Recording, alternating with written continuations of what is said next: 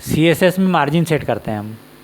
तो margin top, right, bottom और left, इसको हम ऑटो सेट करते हैं। इसकी लेंथ देते हैं हम पिक्सल में, पॉइंट में, सेंटीमीटर में, परसेंटेज के द्वारा भी सेट करते हैं और इनहेरिट भी करते हैं। तो हमने सबसे पहले HTML का टेक्स्ट लिख लिया यहाँ पर और एक पैराग्राफ लिख दिया बॉडी के अंदर। अब हम CSS में जाएंगे और स्टाइल के अंदर पैराग्राफ को सेट करेंगे। तो पैराग्राफ के अंदर हम सबसे पहले बॉर्डर दे देंगे। हम पैराग्राफ के अंदर बॉर्डर दे देंगे ताकि हमारा जो है मार्जिन कितना कितना है क्लियर हो जाए। तो बॉर्डर दे देंगे हम 5 पिक्सल और कलर दे देंगे ब्लू, इसका कलर ब्लू। उसके बाद में हम इसको क्लॉकवाइज मार्जिन सेट करेंगे।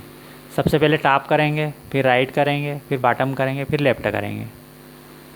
तो यहाँ सबसे पहले हमने टॉप मार्जिन सेट कर दिया 50 पिक्सल और इसका डिस्प्ले देखेंगे हम। तो ऊपर से ये 50 पिक्सल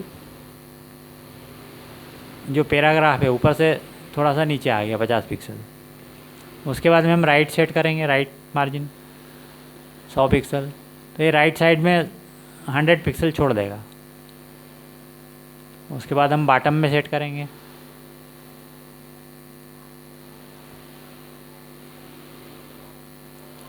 बॉटम में 50 पिक्सल।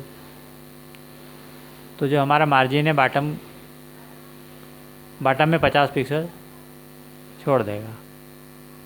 इसी प्रकार हम लेफ्ट में भी कर देंगे।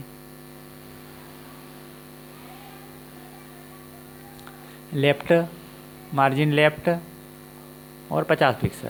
तो ये लेफ़्ट में भी थोड़ा सा मार्जिन छोड़ देगा। इस प्रकार हम मार्जिन सेट कर सकते हैं।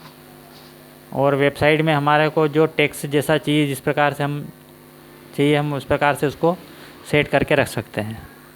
CSS में मार्जिन हम शॉर्टकट में भी कर सकते हैं। तो शॉर्टकट में पूरे CSS में ये नियम लागू होता है कि टॉप, राइट और बॉटम और लेफ़्ट क्लॉकवाइज इसमें चलता है। तो ये समझने की बात ये है कि इसमें कि हम इसको सेट कैसे करें, शॉर्टकट में सेट कर दें इसको।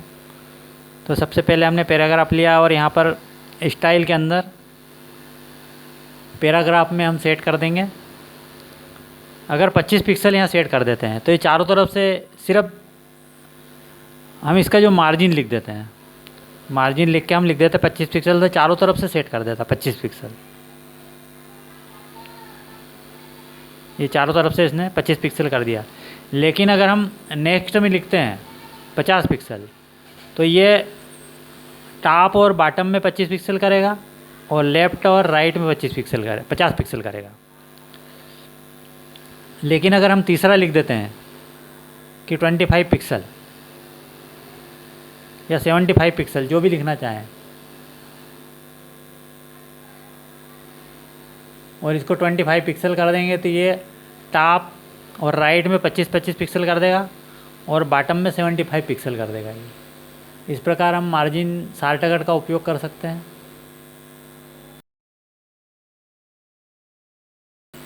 ऑटो मार्जिन, ऑटो मार्जिन के लिए हमने एक पैराग्राफ लिख लिया यहाँ पर और पैराग्राफ में हमने स्टाइल में दे दिया विड्थ 300 पिक्सल।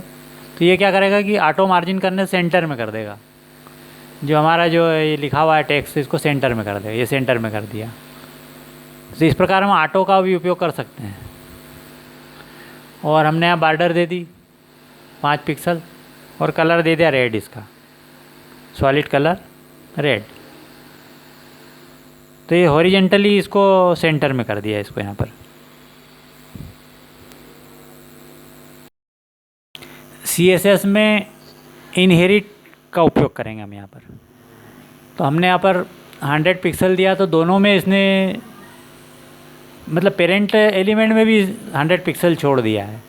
अगर हम यहाँ पर 10 पिक्सल कर देंगे तो ये इनहेरिट में भी 10 पिक्सल कर देगा।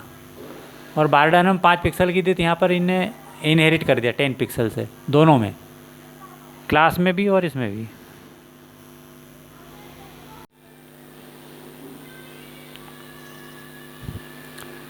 CSS में हम मार्जिन कोलैप्स का भी उपयोग कर सकते हैं।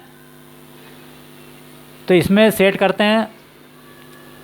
सेट करने के लिए सबसे पहले हमने पैराग्राफ लिख लिया और यहाँ पर हमने 5 हेडिंग लिख दिए। 5 हेडिंग लिख दी हमने यहाँ पर और हम H1 में सेट करेंगे। तो टाइटल के नीचे हम स्टाइल लिख देंगे। कोलैप्स का हमें उपयोग करना है यहाँ पर। कोलैप्स का मतलब ये है कि टॉप में रखना है हमें मार्जिन, कि बॉटम में रखना है, कि लेफ्ट में रखना है, कि राइट में रखना है। क्लॉकवाइज चलता है इसमें मार्जिन। तो H1 के अंदर हमने कलर दे दिया ब्लू और इसका मार्जिन सेट करेंगे हम। टॉप का मार्जिन सेट करेंगे, हमें सिर्फ टॉप में देना है। तो 100 पिक्सल टॉप और राइट, बॉटम और लेफ्ट में 0 कर दिया हमने। तो ये सिर्फ मार्जिन 100 पिक्सल ऊपर ही करेगा। ये 100 से काम नहीं चलेगा, 100 पिक्सल भी लिखना पड़ेगा हमें, तब ये इसको मार्जिन छोड़ देगा 100 पिक्सल। इस प्रकार हमें किस साइड में मार्जिन सेट करना है, टॉप में करना है, राइट में करना है या बॉटम में करना है, तो हम चारों लिखेंगे ये। तो जिस साइड में लिखेंगे उस साइड में ये सेट कर देगा। अब हम यहाँ कर रहे हैं लेफ्ट में, तो 100% लेफ्ट में छोड़ देगा। इधर नहीं छोड़ेगा, बॉटम में नहीं छोड़ेगा, टॉप में नहीं छोड़ेगा, इधर कहीं नहीं छोड़ेगा। ये देखिए डिस्प्ले में हमें स्पष्ट दिख रहा है यहाँ पर। इसी प्रकार हम चारों में अलग अलग प्रकार से सेट करते हैं, इसलिए हमने 4 हेडिंग लिए यहाँ पर कि क्लियर समझ में आए कि हमें ये कैसे मार्जिन छोड़ता है। क्लॉकवाइज चलता है ये CSS के अंदर। किसी भी क्षेत्र में चले जाएं आप कहीं भी, तो ये क्लॉकवाइज इसमें चलता है। अभी हमने यहाँ पर बॉटम में दिया था, यहाँ बॉटम में छोड़ दिया हमने, टॉप में नहीं दिया, राइट में नहीं छोड़ा, लेफ्ट में नहीं छोड़ा, लेकिन बॉटम में छोड़ा यहाँ पर। और आखिरी में लेफ्ट का भी हम इस प्रकार छोड़ सकते हैं।